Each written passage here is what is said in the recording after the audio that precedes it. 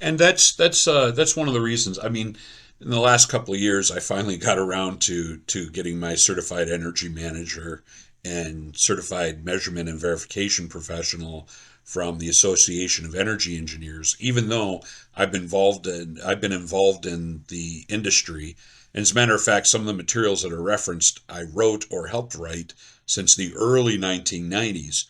Um, I did those in order to provide more credibility to what we've been developing. So when I go to management and I say, hey, we've saved this many, kilowatts or this many megawatts through our actions, why is it important to be able to validate that? And how could we validate that? It's important because validated savings build trust. Management needs to know that the claimed impact is real, not just theoretical. By using recognized standards, like the International Performance Measurement and Verification Protocol IPMVP, you ensure your savings are independently verifiable. This means you baseline energy use, measure changes, and account for external factors. That validation earns executive buy in and justifies future reliability or energy initiatives.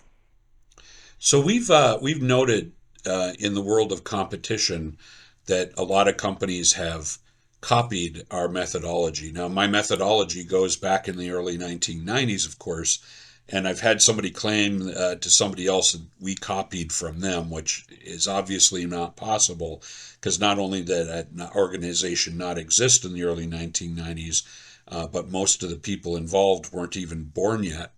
Um, I've seen a lot of claims of energy and emissions, but they're doing it through uh, indirect measurement, say straight vibration analysis, or even taking data but without context. Can you explain the difference between direct measurement values and the um, abstract? Absolutely. Direct measurement means you're capturing the actual parameter, like real kilowatts or current, tied directly to a defect's impact.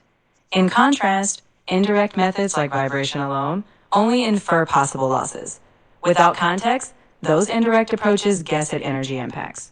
By measuring the actual electrical or thermal effect, you get precise, accountable results.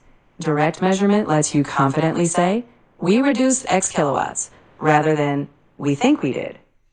And that's important to notice. And the other aspect of all of this, and this is where I find things frustrating, is when we see actual practical field work and actual practical research versus what we mostly see, which is a reliance upon just, and don't take this personally, Chat GPT, but plus, um, they'll just take um, machine learning or AI uh, models versus actual measured data and not really do any validation in between. Whereas what we try to do is do the practical research and then match it to a model or find a model that fits what we're actually seeing in the field so that we incorporate all of the chaos that's going on around the practical application instead of going into the field and trying to hand a laboratory model or mathematical model, or as they're calling it now, physics model, which, as we all know, models are 100% wrong.